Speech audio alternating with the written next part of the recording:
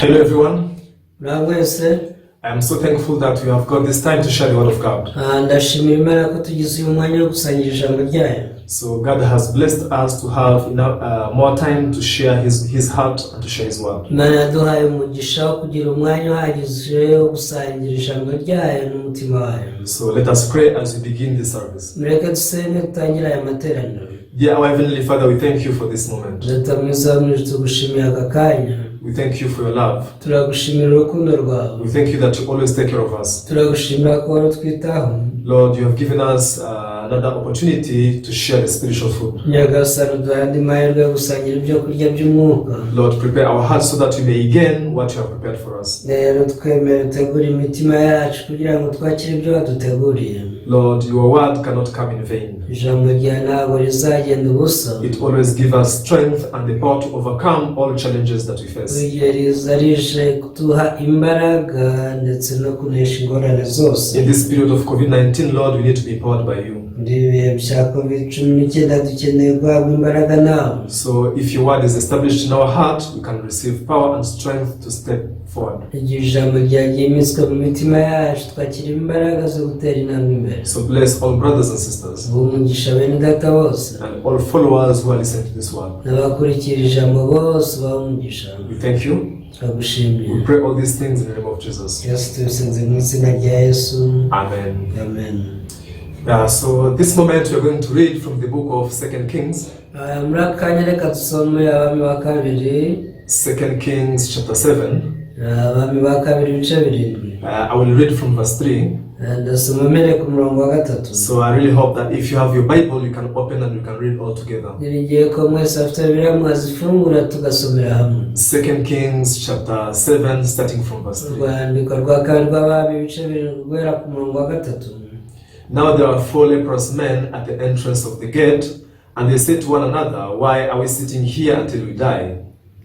Kandi ubwo hariho abagabo bane b'ababembe bari ku irembo baravugana bati igitwicaza kugeza aho tuzapfira n'iki. If we say we will enter the city, the famine is in the city, and we shall die there. And if we sit here, we die also. Now therefore come, let us surrender to the army of the Syrians. If they keep us alive, we shall live. And if they kill us, we shall only die. Ariko twavuga tuti twinjire mu murwa kandi inzara urimo twawugwamo kandi nidukomeza kwicara hano gusa nabwo turapfa.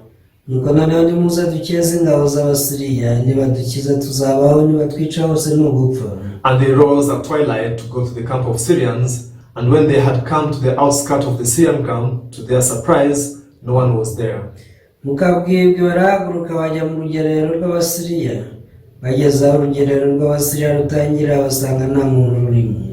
For the Lord had caused the army of the Syrians to hear the noise of chariots and the noise of horses, the noise of a great army. So they said to one another, "Look, the king of Israel has hired against us the kings of the Hittites and the kings of the Egyptians to attack us."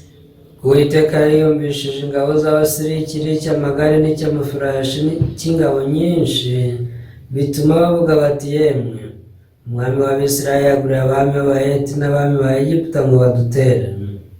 Therefore they arose and fled at twilight and left the camp intact, their tents, their horses, their donkeys, and they fled for their lives. Baherako barahaguruka nimugoroba hari mu kabwibwi bata amahema yabo n'amafarashi yabo n'indogobe zabo, kuko urugerero rwakabaye bahunga ngo badashira. Yes, thank you very much. We have read up to verse 7.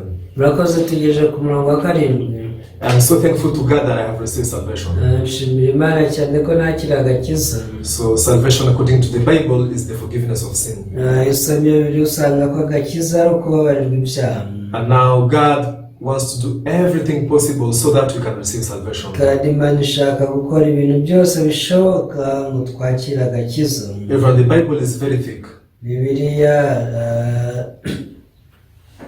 The Bible is very thick, it's very big. Bibiliya ni ngari cyane. And we can see many books, many different stories in the Bible. kandi muri yo harimo inkuru nyinshi cyane. Sometimes when we read it, we are confused. We cannot understand the point of the Bible. rimwe na rimwe dusomye Bibiliya usanga tutumva icyo ishaka kuvuga. But I want to summarize the whole Bible in one sentence. ariko reka mbaye interuro imwe ihina Bibiliya yose. So in the Bible, there is a way for us to receive salvation. Bibiliya harimo inzira ituma iyo twakiriramo agakiza. It means in all the stories, God has clearly described how human being can receive salvation and become holy, righteous to go to heaven. mu yandi magambo muri Bibiliya Imana yasobanuye mu buryo burambuye ko umuntu yakwakira agakiza akaba umukiranutsi uzajya mu ijuru. So all the stories we find in the Bible, inkuru zose tubona muri Bibiliya from Genesis up to Revelation, mu itangira kugeza mu byahishuwe, God has explained in so many different ways how man can be saved from their sin. Imana yasobanuye mu nzira zitandukanye ko umuntu yakizwa akava mu byaha. For that is the will of God. kandi ubwo bwari ubushake bw'Imana. The will of God is for all people to receive salvation and come to the knowledge of the truth. icyo Imana ishaka ni uko abantu bose bakira agakiza kandi bakamenya ukuri. So wherever we read the Bible, we are able to see the way of salvation which God has explained. rero aho twasoma hose muri yo tuhabonera inzira y'agakiza Imana yaduteguriye. This is why the Bible plays a very important role in our spiritual life. iyo Bibiliya ifite umumaro munini cyane mu buzima bwacu bw'umwuka. However, there is a very big mistake that we do. ariko hari ikosa rikomeye dukora. We try to believe in God having nothing to do with the Bible. tugerageza kwizera Imana nta kintu duhuriyeho na Bibiliya. Many people think reading the Bible is something as an accessory. abantu batekereza ko gusoma Bibiliya ari inyongera. They are satisfied with the fact that they always pray every day. banyurwa nuko basenga buri munsi. They are satisfied with the fact that they try to do good works and help others. banyurwa nuko bagerageza gukora ibyiza bagafasha abantu. But even if you do so many good works, ariko nubwo wakora imirimo myiza myinshi, if you have not yet realized, the core message of the Bible, ubaye utaratahura izingiro ry'ubutumwa butangwa na Bibiliya, if you have not yet, met the way of salvation in the Bible, ubaye utarahura n'inzira y'agakiza yahishwe muri Bibiliya, it means your faith is wrong.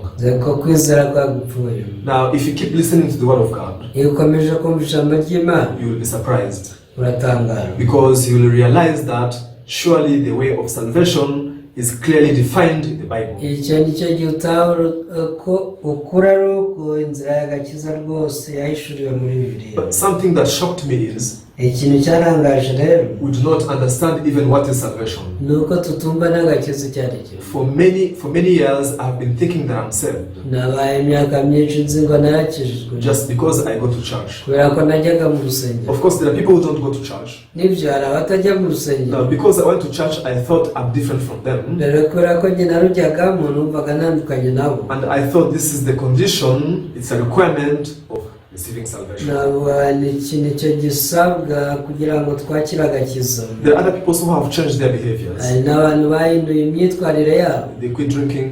bareka inzoga. Now they quit like some bad behaviors. bareka indi myitwarire mibi. Then they think this is salvation. baratekereza bataka n'agakiza. We cannot receive salvation if we don't know what salvation is. ariko tutazi agakiza icyo ari cyo, ese ni gute twakakira?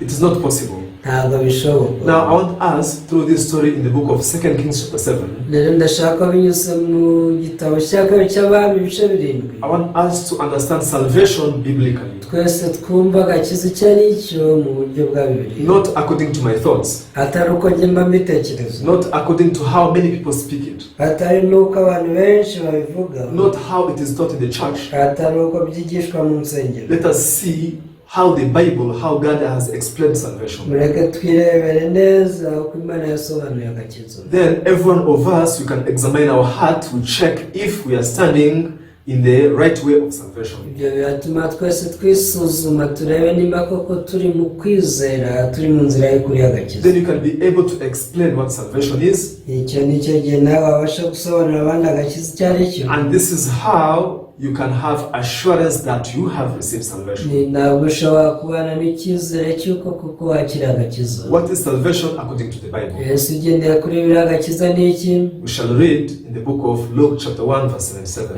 Reka turebere uko igice cya mbere umurongo wa 77. Then later I will explain this story in 2 Kings chapter 7. Nyuma yaho ndabasobanurira inkuru twasomye mu Bami wa kabiri ibice 2. Now Luke chapter 1 verse 77 I will read. Luka igice ni icya mbere umurongo wa 77.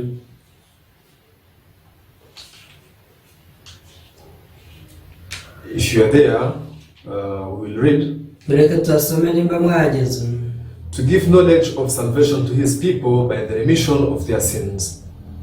No kumenyesha abantu iby'agakiza ko ari kubarirwa ibyaha byabo. Now, according to the Bible, salvation is the remission of sins. Igendeye ku Bibiliya agakiza n'imbabazi z'ibyaha.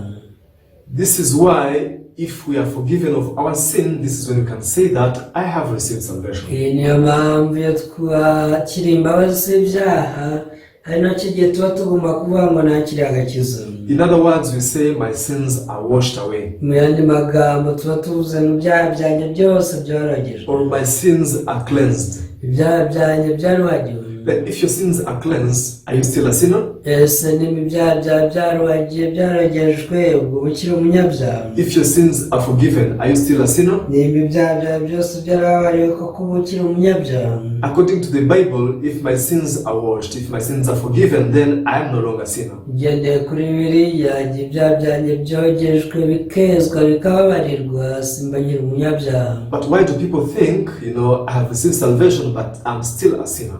Mutekereza iyo mpamvu abantu bavuga ati nakira agakiza ariko ndi umunyabyaha. So this is contrary to the Bible. Ibi ni ibintu bihabanye na Bibiliya. Now the Bible has clearly explained about our sin. Bibiliya yadusobanurira iby'icyaha. Where is sin recorded?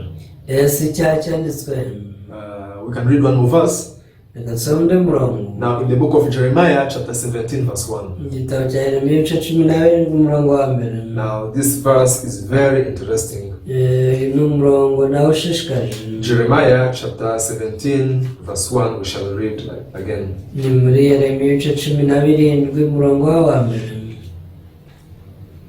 Now here the Bible says the sin of Judah is written with a pen of iron, with the point of a diamond. It is engraved on the tablet of their heart and on the horns of your altars. So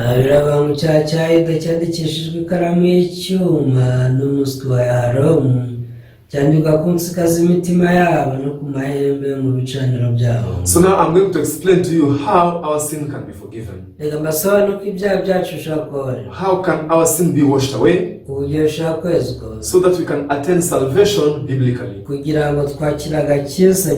Now first of all, the Bible says sin is written on two places. The sin was written with a pen of iron. Also with a point of diamond. It is engraved on the tablet of their heart. And on the horns of your altar. Everyone, if the sin was written with a normal pen, like this normal pen that we use writing, or a pencil, now to erase it will be very easy. But the Bible says it is written with a pen of iron. Yes, the pen of iron and the point of diamond.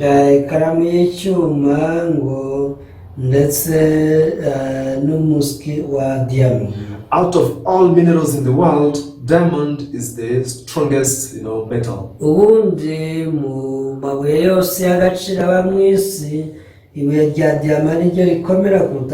Even if you hit it with a hammer, you cannot break it. So the Bible says that even our sin was engraved with a pen of iron and with the point of a diamond. hifashishijwe ikibuye rya diyama. This means it can't be just easily erased. Bivuze ngo nta cyarihanagura. That's why even our sin always remain vivid in our mind. Niyo mpamvu ibyaha byacu bikomeza kwibukwa mu myumvire yacu. And then where was it written? Ariko si cyanditswe. Now the Bible says in two places. Ngo cyanditswe ahantu habiri. One on the tablet of our heart.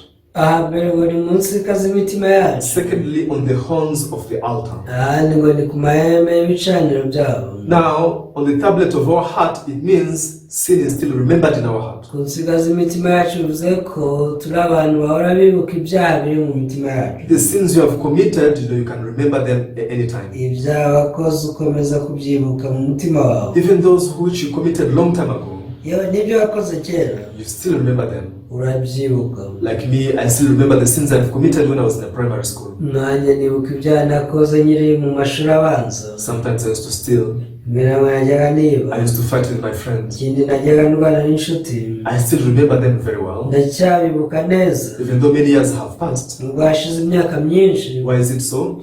Because the Bible says it was engraved, not only written. It was engraved on my heart. I keep remembering them all the time. Now the second place, sin is written on the horns of the altar.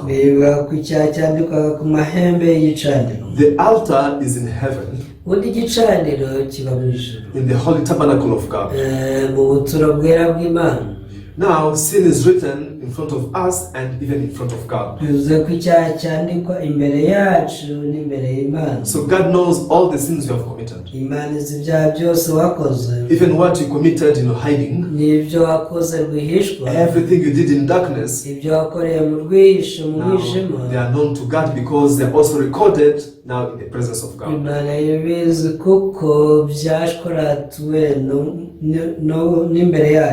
Now, how can we have all of those sins erased? Many people are confused into thinking that if I pray very hard, my sins will be forgiven. If I give much money to the church, my sins will be forgiven. If I try to live upright life, helping others, God will have mercy on me and forgive my sin. However, this is just our thoughts. What does the Bible say? The Bible says that sin is forgiven when death is paid. In the book of Romans chapter 6 verse 32. The Bible says, for the wage of sin is death. Now sin can be only taken away if death is paid. Not only in this generation. Now this is the way of God all the time. Before Jesus came, the wage of sin was death. That's why people had to give an offering of an animal. The animal was slaughtered, it died, paying death. Even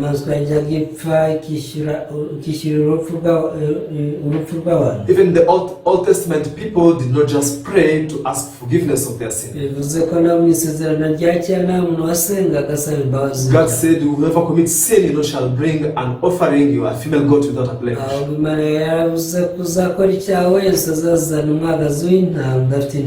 Why death? For the wage of sin is death. Now after Jesus has come, now Jesus also paid his death in order to forgive our sin.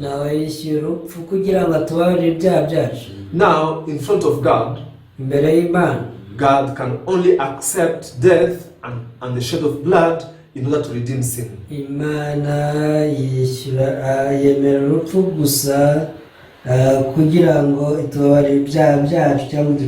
This is why when Jesus died at the cross, now his blood was poured on the altar in heaven. And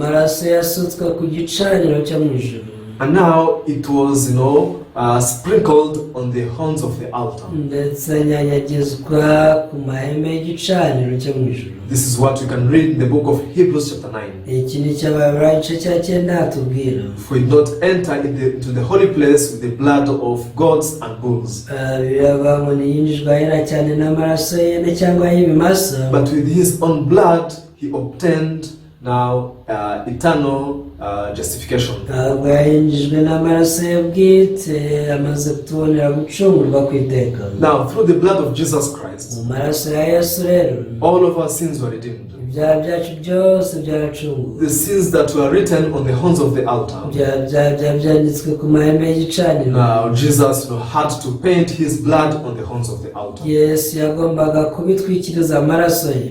Now think about this. Musa nawe bitekerezo. The writings that you wrote with a pencil, uramutse wandikishije ikaramu y'igiti, now with an eraser you are able to delete your writings. ufata gome rwose ibyo bintu wanditse ukabisiba. But problem, now something that was engraved with a pen of iron and with a point of diamond, ariko ikibazo ikintu cyashobora hakoreshejwe ikaramu y'icyuma ndetse n'umuswi wa yaharom cyangwa se diamond, it cannot be erased by the eraser. icyo ni ikintu gashobora gusubisha ikintu icyo ari cyo cyose. It cannot be taken away by the prayer. isengesho ntiryagikuraho. However, blood had to be painted on these horns of the altar. ariko amaraso yagombaga gutwikira ibyaha bya kwayo mahema y'igicaniro. That's why on the throne of God, where God is seated, niyo mpamvu Imana yabaga yicaye. when God looks, he does not see sin, niyo munsi iyo yitegereje ku mahema y'igicaniro nta byayibonaho, but he sees, the blood that is painted on the horns of the altar. ikibona ni amaraso yatwikiriye ibyaha byawe ku mahema. Even, of course, we do not see this with our eyes, ibyo ntabyo twabonesheje amaso yacu, but the Bible witnessed that to us. ariko Bibiliya niyo itumenyesha ibyo ikabiduhamiriza. Jesus entered the most holy place in heaven, Yesu yinjiye ahera cyane ho mu ijuru, and having obtained now eternal redemption for us. kandi yari amaze kutubonera gucungurwa ku iteka. Now we can see that sin was solved in the presence of God. rero tubona ko icyaha cyakemuwe mu maso y'Imana. Now that's why in the Bible you can see many promises of God. niyo mpamvu muri Bibiliya tuhabona amasezerano menshi y'Imana. God says, I do not remember your sin anymore, Imana yavuze iti ibyaha byawe sinzabyibuka ukundi, because I don't see your sin. ntabwo mbibona. When I look at the altar, iyo ndebye ku gicaniro, on the horns where your sins were recorded, ku mahema y'ibyaha byawe byari byanditswe, where I can see the blood of Jesus, nkabona amaraso ya Yesu, I don't see your sin. nta byaha byawe nyibona. This is why God said, I remember your sin no more. niyo mpamvu Imana ivuga ko ibyaha byawe atazabyibuka ukundi. But now here there is a problem. ariko hariho ikibazo. Remember, we have two places where our sin are recorded. wibuke ahantu habiri ibyaha byacu byandikwaga. Even though our sins were solved in front of God, nubwo ibyaha byacu byakemutse mu maso y'Imana, but problem, our sins were also recorded on the tablets of our hearts. ikibazo byanditswe no ku nsika z'imitima yacu. Then, if it is not solved on the tablets of our heart, rero nimba bidakemutse ku nsika z'imitima yacu, that is not salvation. ubwo ako si agakiza. Then salvation is not yet accomplished. bivuze ngo agakiza kaba katarasozwa muri twe. Because salvation can be only accomplished if the records of sin are erased both in the presence of God and the presence of man. igihe agakiza gasozwa by'ukuri muri twe ni igihe mu maso y'Imana no ku nsika z'umutima w'umuntu gasohemo.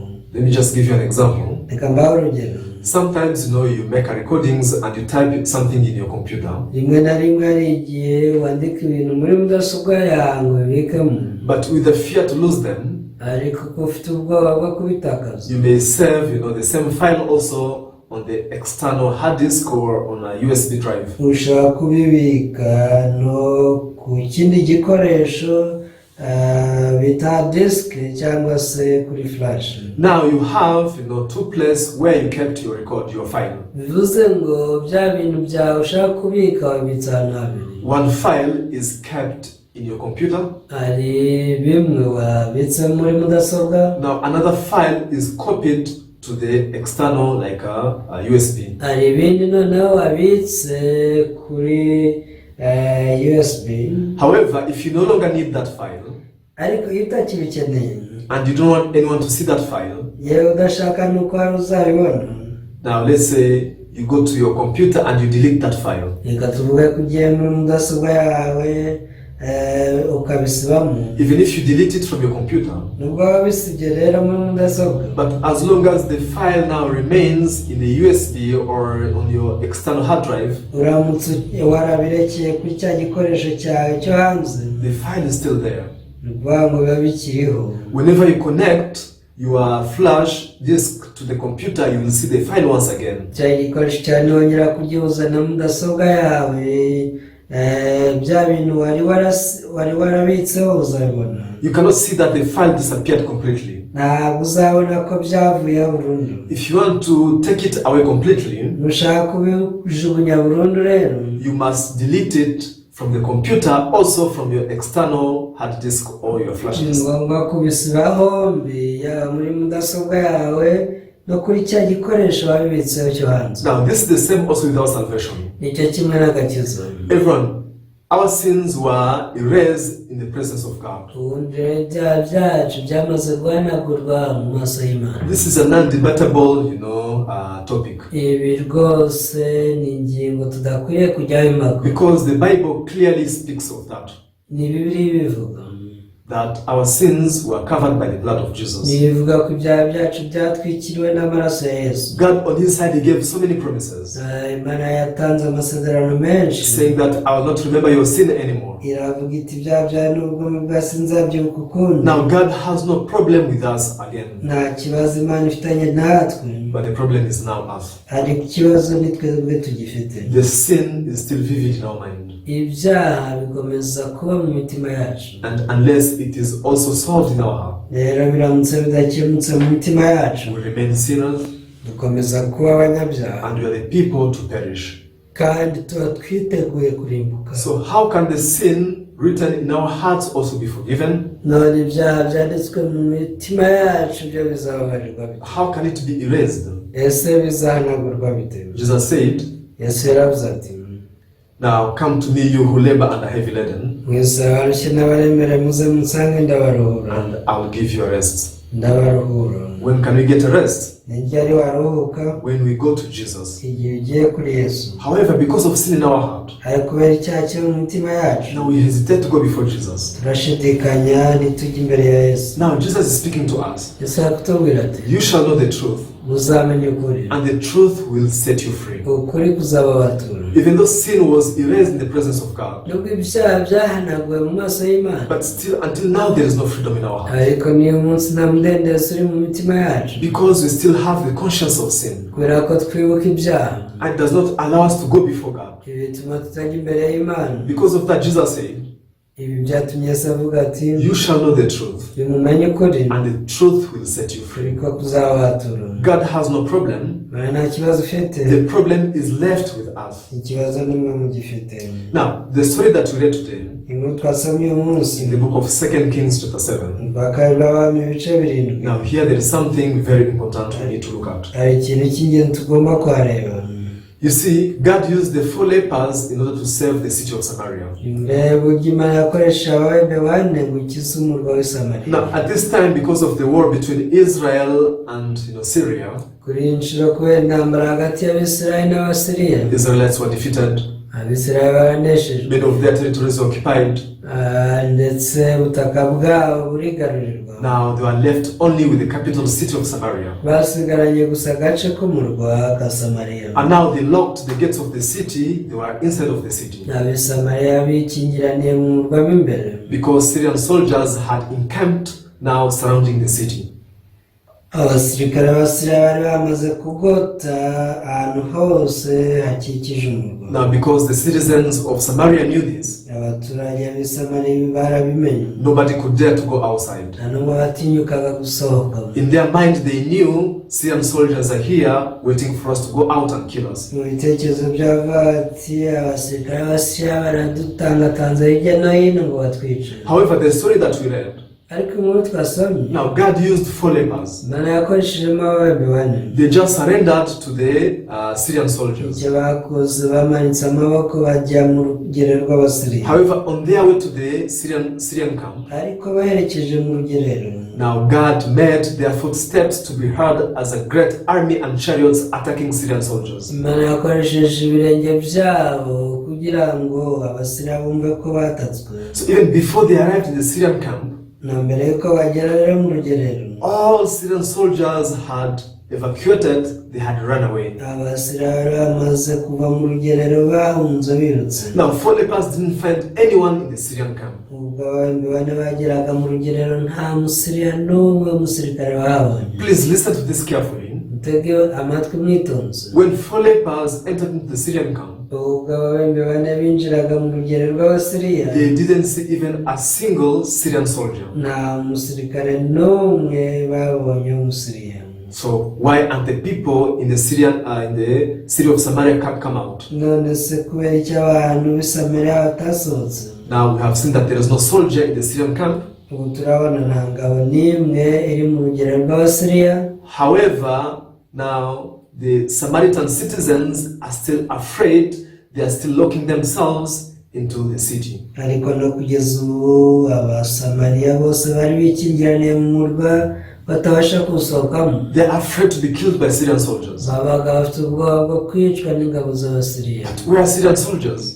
ese bari he? There are no Syrian soldiers. nta basirikare b'Abasiriya rwose bahari. Now we can say that now here there are 2 Syrian soldiers. rero dushobora kuvuga ko hano hari ubwoko bubiri bw'abasirikare. There are physical Syrian soldiers who are surrounding the city of Samaria. abasirikare b'Abasiriya hari babandi bagaragara n'amaso. But there are also Syrian soldiers in the mind of Samarian inhabitants. ariko ubundi bwoko bw'abasirikare b'Abasiriya ni bwari buri mu bitekerezo by'ab'i Samariya.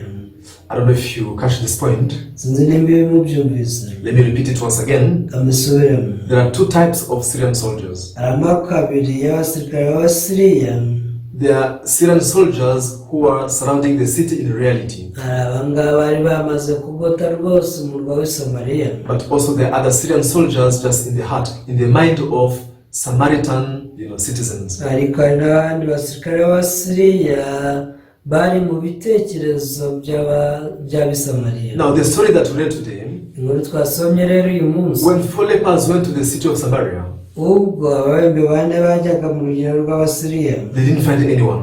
basanze nta n'umwe uhari. Which means the Syrian soldiers that were surrounding the city were no longer there. bivuze ko abasirikare b'Abasiriya bari baragose umurwa batari bagihari. But now the Syrian soldiers in the mind, in the hearts of people of Samaria, ariko mu bitekerezo, mu mutwe, mu mitima y'ab'i Samariya, they are still there. Abasiriya bari bakirimo. That's why no one can dare to go out. ibyo byatumaga nta n'umutinyuka gusohoka. Then what happened? habaye iki? Now God wanted to save the people in Samaria. Imana yashatse gukiza ab'i Samariya. And how can He save them? yari kubakiza gute? By sending them the real message. yagomba kubohereza ubutumwa nyabwo, By sending them the good news. inkuru nziza. Hey, you know what? ese mwari mubizi?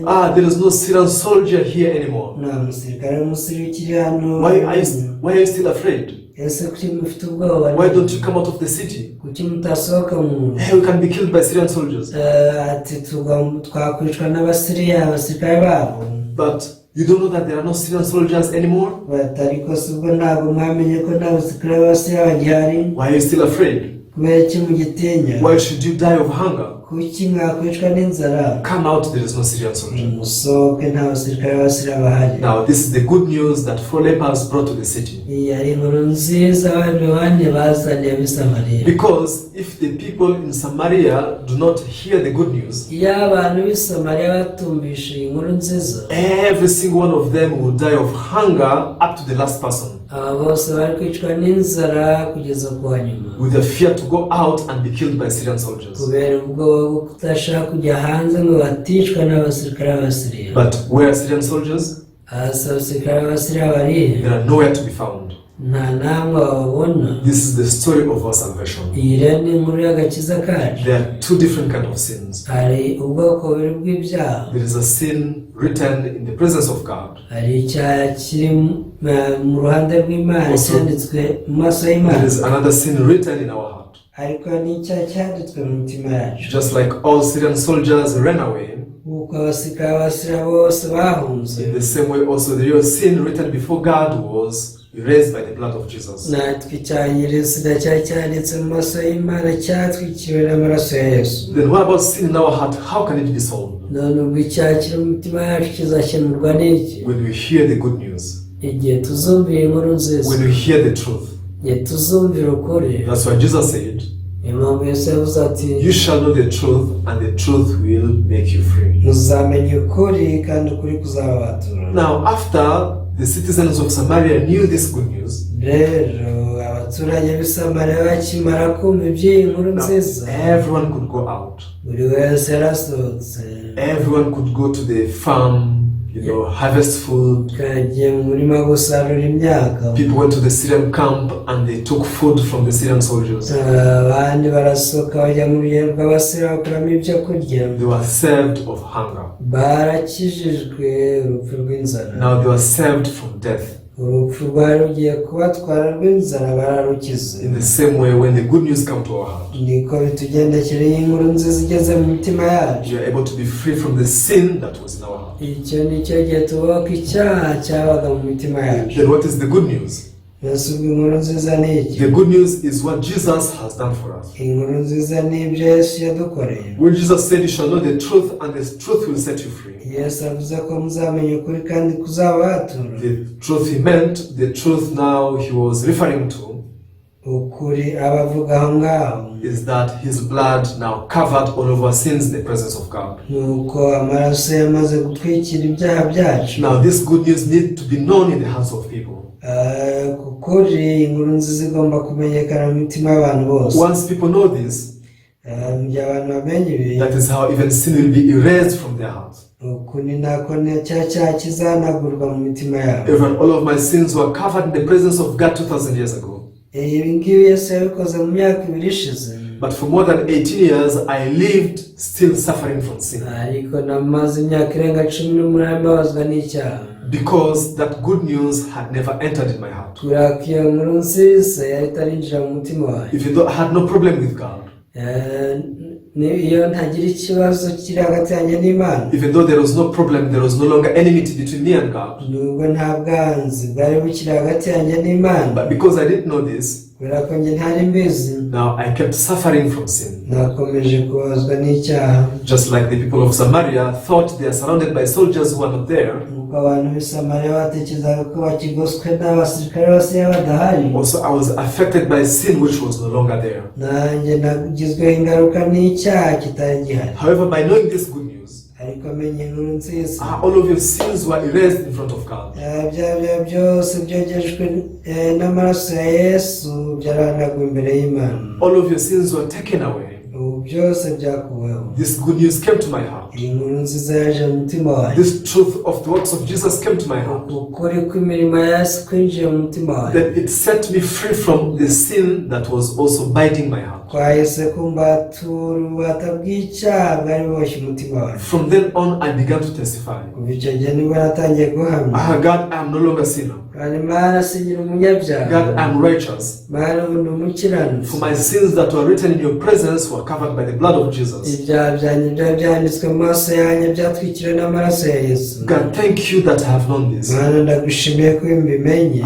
Thank you for sending your servant. ndagushimiye ko wohereje umugaragu wawe. Now your servant has played the role of the four lepers. umugaragu yakoze akazi n'akababembe bane. Just like the four lepers went to the city of Samaria and shouted, nuko ababembe bane bagiye mu rwa Samariya bakabasakuriza. hey, they are no longer Syrian soldiers. bati rwose kugeza ubu nta ngabo zose zikihari. Now we are saved from death. twakijijwe urupfu. The same way the servant of God came to me and shouted, umugaragu w'Imana yaraje nanjye arasakuza cyane. hey, there is no longer sin on you. arambwira ati rwose nta cyaha gifite. Jesus paid his death to wash away your sin. Yesu yishyuriye ibyaha byawe byose, yishyura umwenda ngo yoze ibyaha byawe. Now you will not be perished. n'ikirimbutse. Now this good news, this truth came to my heart. Iyi nkuru nziza kuko uri kwaje mu mutima wanjye. And it erased also the sin that was engraved in my heart. Guhanagura icyaha cyose cyari cyarashkoratuye mu mutima wanjye. It set me free from all condemnation. Uku kuri kwambaho urubanza rw'ibyaha rwose. Everyone, the story of the four lepers is the story of our salvation. As we read in Luke chapter 1 verse 7, salvation is the remission of sin. Salvation is not helping others. Salvation is not quit drinking. Salvation is receiving the works of Jesus that he did to cover our sin.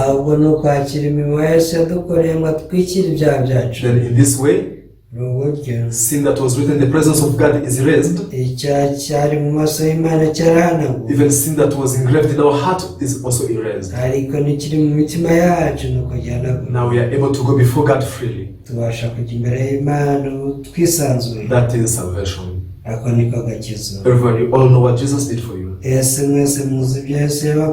but you have not yet received it in your heart. This was the problem. And this is why you could not receive true salvation. But now, after realizing this truth, I really hope that you accept it in your heart. No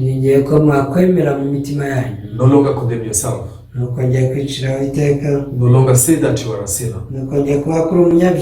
If you are a sinner, it means you don't know what Jesus has done for you. If there was anyone who left in the city of Samaria,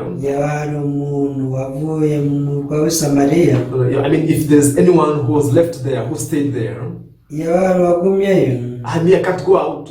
I'm still afraid of Syrian soldiers. This person will die of hunger because of unbelief. In the same way also, many people think they are still sinners, they think they still have judgment. However, this is not true. I will read one last verse, then we can conclude. In the book of Colossians, please open up the book of Colossians chapter 1. Yes. We can read verse 13 and 14.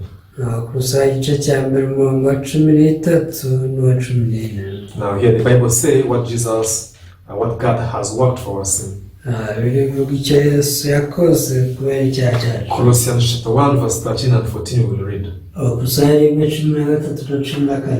He has delivered us from the power of darkness and conveyed us into the kingdom of the Son of his love.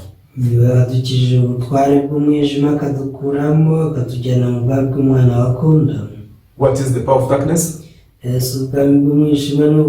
power of darkness stands for sin, condemnation, the domain of Satan.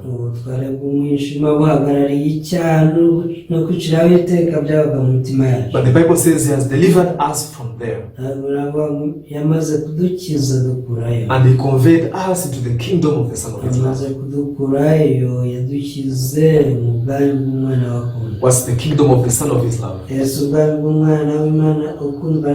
the kingdom of heaven. This is the place where there is no sin. Then verse 14, in whom we have redemption through his blood, the forgiveness of sins.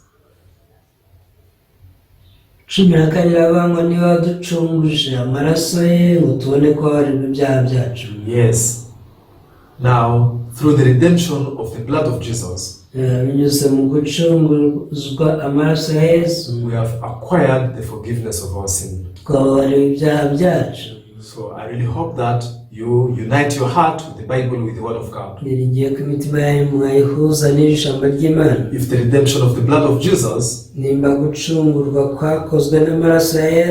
us obtaining the forgiveness of sin,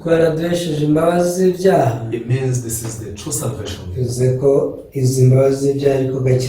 If you accept this, you will be justified forever. You will no longer be counted as a sinner. You will enjoy the everlasting happiness and joy in heaven. I really hope that as you listen to the word, reka nizere ko mu gihe wumva ijambo ry'Imana you can discover what is true salvation according to the Bible. watahura agakiza nyako icyo ari cyo mu maso y'Imana. Then you can rejoice these blessings of God. Icyo ni cyo gihe uzanezezwa n'imirimo y'Imana n'imigisha Imana iguha. Yes, thank you very much. Murakoze cyane. So today we can share up to here. Umunsi turasoreza. Allow me to pray and we can end. Nyamara nsenge dusoza. Dear our Heavenly Father, we thank you for this moment. Data mwiza w'umwijuru tugushimiye umwanya. Even though you kicked out all Syrian soldiers, nubwo wirukanye abasirikare b'Asiriya bose, but before this news came to the people of Samaria, ariko mbere y'uko aya makuru agera mu bantu b'i Samariya, all people were afraid. abantu bose bari bafite ubwoba, They were dying in hunger. barimo bapfa bishwe n'inzara, Although there were no Syrian soldiers that were surrounding them. nubwo abasirikare b'Asiriya bari bose batari bagihari. In the same way, even though you erased all of our sins, natwe nuko nubwo wahanaguye ibyaha byacu byose, but before this truth comes to our heart, mbere y'uko uko kuri kuza mu mitima we yacu, always judge ourselves and condemn ourselves of sin. buri gihe twiciraho iteka, twicira urubanza rw'ibyaha. Father, I pray that you may open the eyes of our heart. Tufungura amatwi amaso y'imitima yacu, Allow us to see the accomplished works of Jesus. twemere ko n'imirimo Yesu yadusoreje. I pray for all followers. Nsengera abakurikiye bose, Allow them to discover your heart in the Bible. bose bemere batahura umutima w'Imana wishe muri And we Bibiliya. shall live with unspeakable joy and happiness as we believe in you. Ibyo bizatuma tubana n'ibyishimo n'umunezero bitarondoreka kubwo kwizera. Lord, we thank you. Turagushimiye Nyagasani. We pray all these things in the name of Jesus. Yesu tubisabye mu izina rya Yesu. Amen. Amen. Yeah, thank you very much. Murakoze cyane. I thank you for listening. Bashimiye ko mwateze amatwi. I urge you to keep listening to these sermons. Reka mbasabe muzakomeze mwumve izi nyigisho. And please also share and introduce them to all people that you know. Kandi mujye musangiza ibi byose n'abantu bose muzi. You will be amazed how God will bless your life as you partake in this work of spreading the gospel. Muzatangara cyane nimubona uburyo Imana ibaha umugisha, mujye mwifatanya n'iyi mirimo yo gukwirakwiza ubutumwa bwiza. Thank you. See you again. Murakoze nawe utaha.